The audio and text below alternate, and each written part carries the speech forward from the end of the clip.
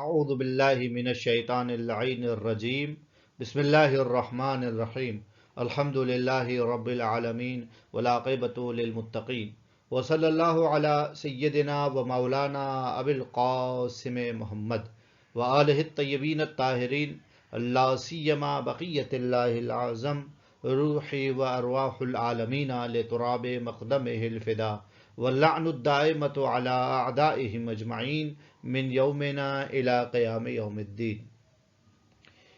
ہمارے اس سلسلے کی آج 8ویں نشست ہے اور آج کی گفتگو فعل امر کے بارے میں ہے۔ فعل امر کی تعریف۔ فعل امر وہ فعل ہے جس کے ذریعے سے مخاطب سے آئندہ زمانے میں کوئی کام کرنے کا مطالبہ کیا جائے۔ جیسے اردو زبان میں آپ سے کہتا ہوں کہ پانی پلائیے، تو اس کا مطلب یہ کہ میرے کہنے کے بعد آپ مجھے پانی پلائیں گے، اور یہی میرا آپ کا مطالبہ ہے۔ میں آپ سے کہتا ہوں کہ جناب علی مباحثہ کیجئے، تو اس کا مطلب یہ ہے کہ میرے کہنے کے بعد میں آپ سے چاہتا ہوں کہ آپ میرے کہنے سے مباحثہ کیجئے۔ میں آپ سے کہتا ہوں کہ جناب علی جو ہے وہ آپ اپنی جگہ سے بلند ہو جائیے، اس کا مطلب یہی ہے کہ میں آپ سے تقاضا کر رہا ہوں، مطالبہ کر رہا ہوں، آپ مخاطب ہیں اور یہ مطالبہ کر رہا ہوں کہ آپ اپنی جگہ سے کھڑے ہو جائیں۔ یہ ہے اصل فعل امر کی تعریف۔ عربی زبان میں اس کے لیے مخصوص الفاظ ہیں۔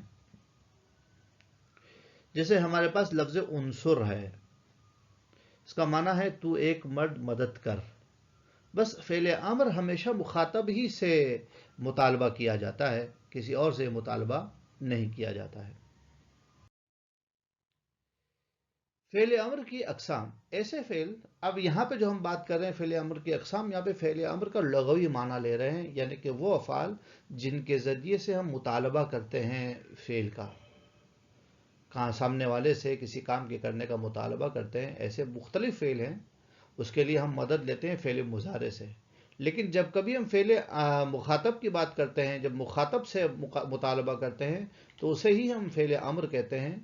باقی جناب علی جو ہے وہ جو فعل ہیں مطالبہ کے لیے آتے ہیں، لیکن حقیقت میں وہ فعل مضارع کی فارمز ہیں، اور فعل مضارع کی کچھ تبدیلیاں اس کے اندر واقع ہوتی ہیں، اور اس ذریعے سے ہم نئے فعل کا نئے معنی کو حاصل کر لیتے ہیں، لیکن وہ کوئی جدید فعل نہیں ہوتا۔ جبکہ ہمارا امر حاضر کا جو صیغہ ہے وہ بالکل جدید فعل ہوتا ہے، اس کی صورت ہی بالکل الگ ہوتی ہے۔ لہٰذا ایسے فعل جن کے ذریعے سے کسی سے، یہاں پہ زور ہے کسی سے، چاہے مخاطب ہو، چاہے غائب ہو، چاہے کوئی اور ہو، کسی سے آئندہ زمانے میں کوئی کام کرنے کا مطالبہ کیا جائے، 4 ہیں، لیکن ان میں سے فعل امر سے پہلے ہی کو کہا جاتا ہے۔ وہ 4 کون سے ہیں؟ فعل امر حاضر، معروف کا صیغہ جو ہوتا ہے، امر غائب معروف کا صیغہ، امر متکلم معروف کا صیغہ، اور امر مجہول، چاہے غائب ہو، چاہے حاضر ہو، چاہے متکلم ہو، وہ سب کے سب چوتھی فارم میں آ جاتے ہیں۔ تو ان 4 فارم میں سے جو پہلی فارم ہے، جو سرخ آپ کو نظر آ رہا ہے، امر حاضر، اصطلاحی اعتبار سے فعل امر اسی کو کہا جاتا ہے۔ باقی دوسرے افعال کو بھی کبھی کبھار ہم فعل امر کہتے ہیں، لیکن وہ مجاز گوئی ہے۔ حقیقت میں ان کے جو آپ بنانے کے طریقے دیکھیں گے تو آپ کو سمجھ میں آ جائے گا کہ وہ مضارع میں کچھ تبدیلی واقع ہوئی ہے، جس کی وجہ سے یہ مضارع کی نئی فارم ہے۔ امر حاضر معروف بنانے کا طریقہ، جس کی بات ہم چل رہے، جو موضوع سخن ہے ہمارے، وہ بیسیکلی 6 ہی تو صیغے ہیں، کیونکہ 3 غائب کے ہو، 3 جو ہے وہ مذکر کے ہیں اور 3 مؤنث کے ہیں۔ ان میں سے جو مذکر کے ہیں، ایک مفرد کا ہے، ایک تثنیہ کا، ایک جمع کا ہے، اور مؤنث میں بھی ایسا ہی ہے، ایک مفرد، ایک تثنیہ، جمع ہے۔ یہ 6 ہی صیغے امر حاضر کہلاتے ہیں، معروف کے صیغے جو ہیں۔ لہٰذا بنانے کا طریقہ یہ ہے کہ کسی فعل کا آپ نے امر حاضر بنانا ہو تو آپ کیا کریں کہ اس کے فعل مضارع معروف کا مخاطب کا صیغہ لے لیجئے۔ جیسے ہم مثال بناتے ہیں، ہمارے پاس گردان تھی تنصرو، تنصرو، ینصرو، ینصران، ینصرونا، تنصرو، تنصران، ینصرنا۔ اب جو آ رہا ہے تنصرو، مخاطب کا صیغہ، اس کو لے لیجئے، اور لینے کے بعد اس کے شروع سے آپ تا کو گرا دیجئے۔ تو جب تا کو گرا دیں گے اور آخر والے کو آپ کیا کریں، آخر والے کے جنابلی رفع کو جو کہ ضمہ ہے اس کو گرا دیجئے، تو یہ عجیب سا بن گیا، یہ تو قابل تلفظ نہیں ہے۔ جب کبھی عربوں کو یہ مشکل پیش آتی ہے کہ پہلا حرف ان کا قابل تلفظ نہ ہو تو وہ اس کو تلفظ میں لانے سے پہلے اس سے پہلے ایک حمزہ لگا دیتے ہیں. اس حمزہ کو حمزہ وصل کہا جاتا ہے. اور حمزہ وصل کی جو حرکت ہوتی ہے وہ حرکت عین الفعل کی حرکت کو دیکھ کے رکھی جاتی ہے. اگر عین الفعل پر ضمہ ہے تو حمزہ وصل کو ضمہ دے دیں، اور اگر عین الفعل پر ضمہ نہیں ہے، کوئی اور حرکت ہے، تو آپ عین الفعل کو کسرہ دے دیں. لہذا نتیجتاً ہم نے اضرب بن گیا. بس تضربو فعل مضارع سے ہم نے بنایا. اضرب بالکل ایک جدید فعل ہے، اور اضرب کا مطلب کیا ہے کہ تم مارو. اب میں نے آپ کو مثال دی تھی شروع میں تنصرو کی. تنصرو سے بنانا جائیں گے تو کیا بن جائے گا؟ انصر بن جائے گا. تضربو سے بنایا ہے تو تضرب بنے گا. اور تمنعو سے بنانا چاہیں تو بنے گا امنع. اور تحسبو سے بنانا چاہیں گے تو بنے گا احسب. اسی طریقے سے شروفہ یا اشرف اشرف سے تشرفوں سے بنانا چاہیں گے تو بن جائے گا اشرف. اب اگر مفرد کے تثنیہ میں یہ تبدیلی ہوگی، لیکن اگر تثنیہ کا صیغہ جیسے تضربانے ہیں، اس سے آپ بنانا چاہیں تو یہاں پر بھی آپ نے یہی عمل کرنا ہے کہ شروع سے حرف استقبال تاکو ہٹا دیں گے، اور آخر پہ یہاں پر ضمہ تو ہے نہیں لیکن عوض نون عوض رف موجود ہے، آپ کو اس کو ہٹا دیں. تو جب دونوں کو ہٹائیں گے تو یہ عجیب سا صیغہ بن جائے گا، اور یہاں پر آ کے قابل تلفظ نہیں ہے. تو ہمیں کیا کرنا پڑے گا؟ حمزہ کا استفادہ کرنا پڑے گا. چونکہ عین الفعل جو کر رہا ہے اس کے اوپر کسرہ موجود ہے، لہٰذا ہم کیا کریں گے؟ حمزہ وصل کو مکسور لے کر آ جائیں گے. تو کیا بن جائے گا؟ اضربا. بس تضربانے سے بن گیا اضربا. تنصرانے سے کیا بن جائے گا؟ انصرا. اور تحسبانے سے بن جائے گا احسبا. اور تمنعانے سے بن جائے گا امنعا. اور تشرفانے سے بن جائے گا اشرفا. یہ آپ ذرا سا غور کیجئے تو انشاءاللہ متوجہ ہو جائیں گے. تیسری مثال دی ہم نے تضربنا. تضربنا کے جو آخر میں نون ہے، پہلے بیان کر چکے ہیں کہ نون اعرابی نہیں ہے بلکہ نون علامت ہے. اس پہ کوئی تبدیلی واقع نہیں ہوگی. لہٰذا جب اس کو ہم بنانا چاہیں گے تو ہم نے کیا کہا تھا کہ شروع سے حرف استقبال کو ہٹائیں گے اور ہٹا دیں گے، اور آخر سے کیا کریں گے؟ رفع یا عوض رف کو ہٹائیں گے. لہٰذا نون پر نہ رفع ہے نہ عوض رف ہے، لہٰذا نون اپنی حالت میں باقی رہے گا. تو یہ کیا بن جائے گا؟ یہ عجیب سا لفظ بن گیا ہے جو قابل تلفظ نہیں ہے. اسے قابل تلفظ بنانے کے لیے ہم نے کیا کرنا پڑے گا؟ شروع میں حمزہ وصل لائیں گے. تو وہ جب حمزہ وصل لائیں گے تو کیا بن جائے گا؟ اضربنا بن جائے گا. اسی طریقے سے تنصرنا سے بنانا چاہیں تو انصرنا بن جائے گا، اور تمنعنا سے بنانا چاہیں تو بن جائے گا امنعنا. اور اسی طریقے سے آپ جناب لی تحسبنا سے بنانا چاہیں تو احسبنا بن جائے گا. بس یہ طریقہ جو میں نے لکھ رکھا ہے ایک مرتبہ آپ کو پڑھ کے سنا دیتا ہوں.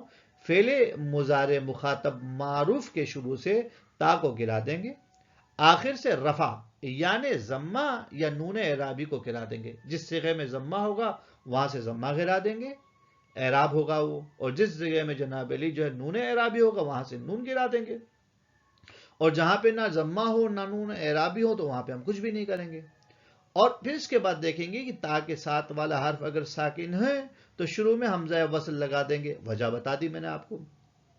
اور اس کے بعد ہم دیکھیں گے کہ عین الفعل مضموم ہے، عین الفعل پہ ضمہ ہے تو حمزہ کو ضمہ دے دیں گے، اور اگر ضمہ نہیں ہے کوئی اور حرکت ہے تو عین الفعل کو ہم حمزہ کو کیا دے دیں گے؟ کسرہ دے دیں گے. اب امر حاضر اور نون اعرابی، امر حاضر میں نون اعرابی نہیں آتا، تکرار ہو رہی ہے اس بات کی. اور دوسری بات ہے کہ نون جمع مونس میں جو نون ہے وہ برقرار رہتا ہے.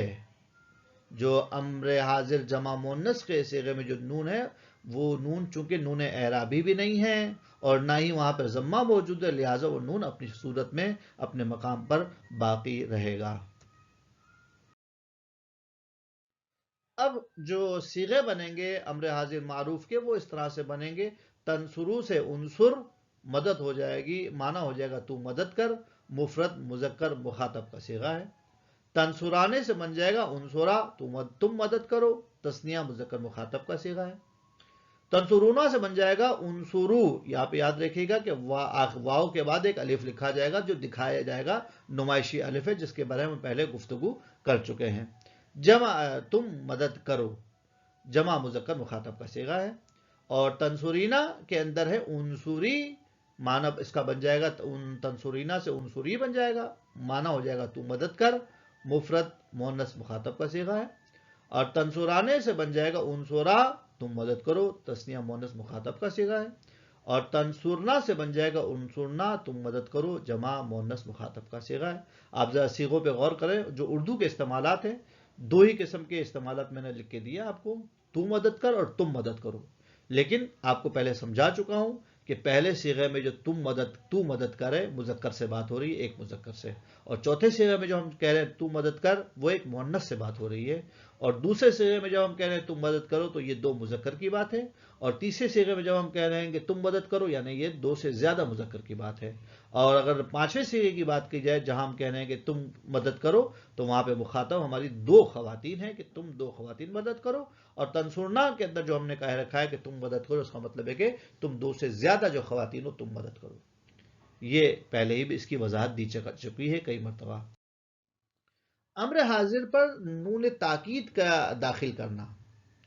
نون تاکید ثقیلہ اور نون تاکید خفیفہ پچھلے درس میں آپ کی خدمت میں تفصیل سے گفتگو ہو چکی ہے کہ ہم نے مضارع پر داخل کیا تھا نون تاکید ثقیلہ کو بھی اور خفیفہ کو بھی۔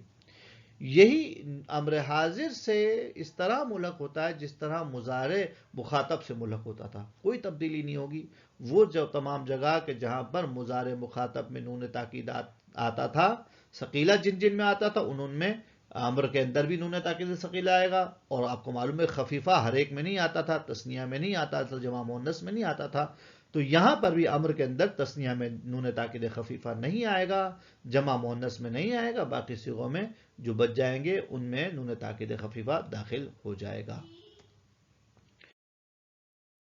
اب امر حاضر نون تاکید ثقیلہ اور خفیفہ کے ساتھ مخاطب کی گردانوں کو ملاحظہ کیجئے۔ انصر پہ نون تاکید ثقیلہ بنے گا تو بن جائے گا انصرن، اور خفیفہ بن جائے گا انصرن۔ دونوں کا معنی کیا ہے؟ تو ضرور مدد کر۔ انصرا، انصرا، انصرا، انصران، اور تثنیہ میں داخل نہیں ہوتا، اور معنی کیا ہو جائے گا؟ تم ضرور مدد کرو۔ انصرو، انصرن، انصرن، تم ضرور مدد کرو۔ ترتیب بار ہے، پہلا ثقیلہ کا ہے، دوسرا خفیفہ کا ہے۔ انصری، انصرن، انصرن، انصرن نون تاکید ثقیلہ ہے، تشدید والا ہے، انصرن نون تاکید خفیفہ ہے، تشدید بغیر ہے، تو ضرور مدد کر۔ انصرا، انصران، اور تثنیہ میں داخل نہیں ہوتا نون تاکید خفیفہ، معنی ہو جائے گا تم ضرور مدد کرو۔ انصرن، انصرنا، اس کا نون تاکید ثقیلہ بن جائے گا انصرنان، اور خفیفہ میں داخل نہیں ہوتا، معنی ہو جائے گا تم ضرور مدد کرو۔ مضارع معروف غائب اور متکلم اور مضارع مجہول سے مطالبہ والا معنی حاصل کرنے کا طریقہ، یعنی کہ ان کو ہم اگر امر بنانا چاہیں، امر والا معنی لینا چاہیں مضارع معروف کے غائب کے صیغے میں یا متکلم کے صیغے میں یا مضارع مجہول میں، چاہے غائب ہو، چاہے مخاطب ہو، چاہے متکلم ہو، تو اس کا کیا طریقہ ہے؟ امر معروف غائب و متکلم بنانے کا طریقہ آپ کو معلوم ہے کہ کیسے بنے گا۔ فعل مضارع معروف چاہے غائب ہو، متکلم کے 8 صیغے ہیں، 6 غائب کے صیغے ہیں اور 2 متکلم کے صیغے ہیں۔ ان کے شروع میں لام امر لگانے سے، یہ لام امر لام ہوتا ہے، اور چونکہ امر کا معنی دے رہا ہوتا ہے اس لیے اس کا نام ہم نے رکھ دیا لام امر۔ جب لگاتے ہیں تو کیا ہوتا ہے؟ دو چیزوں میں تبدیلی واقع ہوتی ہے۔ ایک فعل پہ تبدیلی لفظ پہ ہوتی ہے تو فعل مجزوم ہو جاتا ہے، اس کو جزم مل جاتا ہے، پہلے مرفوع تھا اب مرفوع نہیں رہے گا، اب مجزوم ہو جائے گا۔ اور دوسری تبدیلی یہ ہوتی ہے کہ امر کا معنی دیتا ہے۔ مفردات خمسہ میں جزم کی علامت کیا ہے؟ آپ کو معلوم ہوگا کہ فعل مضارع کے 14 صیغے تھے، 14 صیغوں میں سے کچھ صیغے ایسے ہیں کہ جس کے اندر کسی قسم کی نون نہیں لگتی ہے، وہ 5 صیغے انہیں مفردات خمسہ کہتے ہیں۔ مفرد مذکر غائب کا صیغہ ہے، مفرد مؤنث غائب کا صیغہ ہے، مفرد مذکر مخاطب کا صیغہ ہے، متکلم وحدہ کا صیغہ ہے، اور متکلم مع الغیر کا صیغہ ہے۔ ہم نے ابھی کہا تھا کہ فعل مضارع پر لام امر لگائیں گے جو جزم دیتا ہے، تو مفردات خمسہ کو جزم کی علامت کیا ہے؟ وہ جزم کی علامت مفردات خمسہ میں لام امر کی وجہ سے مضارع مجزوم ہو جاتا ہے۔ ان صیغوں میں جزم کی علامت سکون ہے، جیسے کہ لے یضرب، لے تضرب، لے تضرب، لی اضرب، لی نضرب، جو صیغے ہم نے آپ کی خدمت میں عرض کر چکے ہیں اس کے اوپر یہ. اب آخر میں ضمہ آ رہا تھا، یضربو تھا، تضربو تھا، تضربو تھا، اضربو تھا، نضربو تھا. وہ ضمہ چونکہ رفع تھا، رفع چلا گیا، اس کی جگہ پہ جزم آ گیا ہے. تو جزم کی علامت ان 5 صیغوں میں سکون ہے. نون اعرابی والے افعال، باقی جو افعال ہے وہ 7 صیغے ہیں جن کے آخر میں نون اعرابی آتا ہے. تثنیہ کے 2 غائب کے صیغے ہیں، 2 مخاطب کے صیغے ہیں، یعنی 4 صیغے ہو گئے. اور جمع مذکر کے صیغے ایک غائب میں ہیں اور ایک مخاطب میں ہیں، 6 صیغے ہو گئے. اور ایک صیغہ مفرد مؤنث مخاطبہ کا ہے. یہ کل 7 صیغے ایسے ہیں کہ جن کے آخر میں نون اعرابی آتا ہے.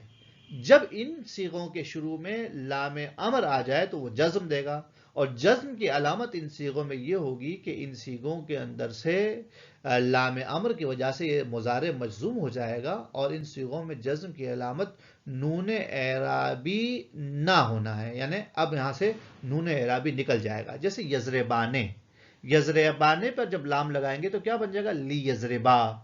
تضربانے پہ جب لام لگائیں گے تو کیا ہو جائے گا؟ لی تضربا. پھر دوبارہ تضربانے ہے تسنیہ کا، لی تضربا. پھر دوبارہ تضربانے ہے تسنیہ کا، اس کے بھی لام لگائیں گے تو ہو جائے گا لی تضربا. تسنیہ کے 4 صیغے ہیں، ایک یضربانے ہیں اور 3 تضربانے ہیں. ایک غائب مؤنث میں اور 2 جناب علی مخاطب کے اندر، ایک مذکر کا ہے ایک مؤنث کا ہے. جبکہ جمع مذکر کے صیغے ہیں، یضربونا پہ لام لگا دے تو لے یضربو، اس کے آخر میں الف لگایا جائے گا. اور تضربونا کے آخر میں جناب علی شروع میں اگر لام امر لگا دیا جائے تضربونا کے تو کیا بن جائے گا؟ لی تضربو. آخر میں ایک الف لکھا جائے گا جو پڑھا نہیں جائے گا. اور آخری جو ہمارا صیغہ رہ جاتا ہے جس پہ نون اعرابی آتا ہے وہ مفرد مؤنث مخاطب کا صیغہ ہے. اس کے اندر جو نون اعرابی ہے جب وہ لگے گا تضربینا پہ لام لگے گا تو کیا ہو جائے گا؟ لی تضربی. لہذا لام امر کی وجہ سے مضارع مجزوم ہو جائے گا. ان میں اور ان صیغوں میں جزم کی علامت نون اعرابی نہ ہونا ہے. اب ہمارے پاس 2 صیغے رہ جاتے ہیں. جمع مؤنث میں جزم کی کیا علامت ہے؟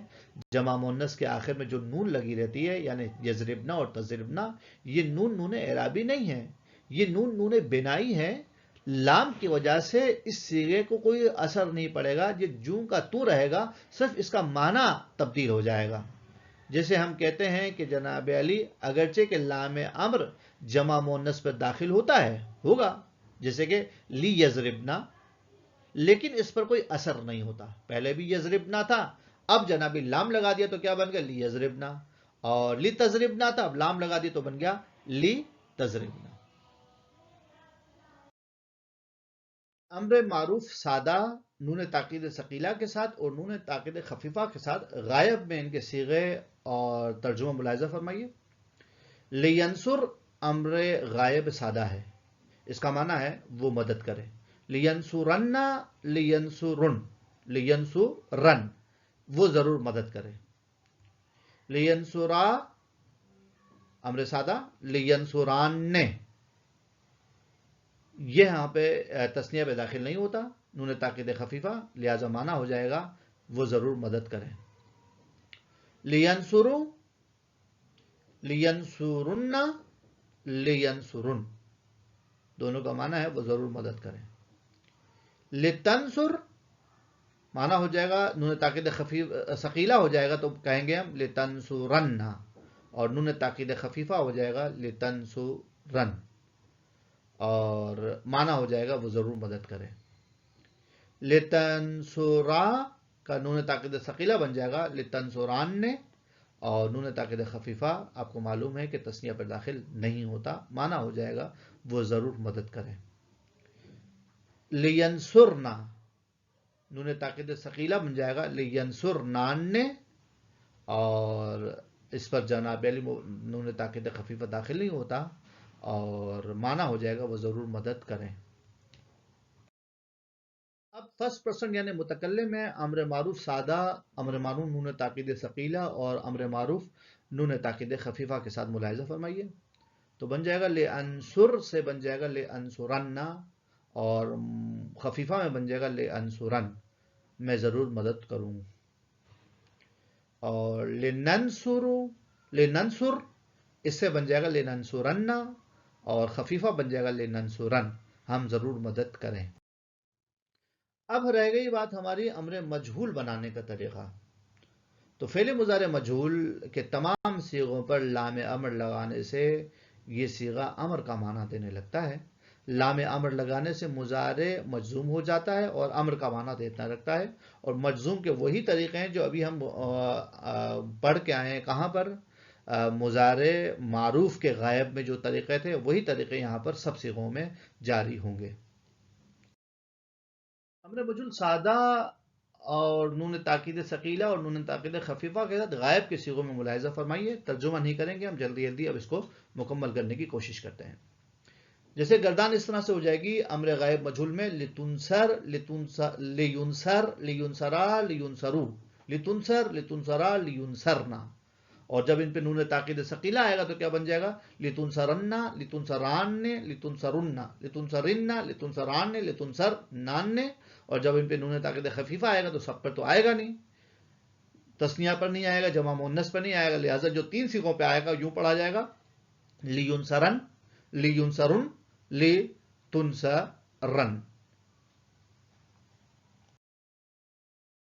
اب ہمارے پاس یہی امر مجہول سادہ ہے، نون تاکید ثقیلہ بھی ہے، خفیفہ بھی ہے، لیکن مخاطب کے صیغوں میں ہے. لتنصر لتنصرا لتنصرو لتنصری لتنصرا لتنصرنا. اب اس کے نون تاکید ثقیلہ کیا بن جائے گا؟ لتنصرن لتنصران لتنصرن لتنصرن لتنصران لتنصرنان. اور خفیفہ سب میں داخل نہیں ہوتا، جن میں داخل ہوتا ہے وہاں پہ کیا بن جائے گا؟ لتنصرن لتنصرن لتنصرن. ترجمہ آپ خوب اچھی طرح جانتے ہیں، لکھا ہوا ہے، اس کو ملاحظہ فرمائیے. اب متکلم کے اندر جو ہے وہ یہی کیفیت ہے. لانصر لانصرن لانصرن لننصر لننصرن لننصرن. آپ کے سامنے معنی اس کا خوب واقف ہے. درود پڑھتے ہیں، درس کو اختتام کرتے ہیں. ان اللہ و ملائکتہ یصلون علی النبی یا ایھا الذین آمنوا صلوا علیہ وسلموا تسلیما. اللہم صل علی محمد و آل محمد واہلک اعداءہم اجمعین.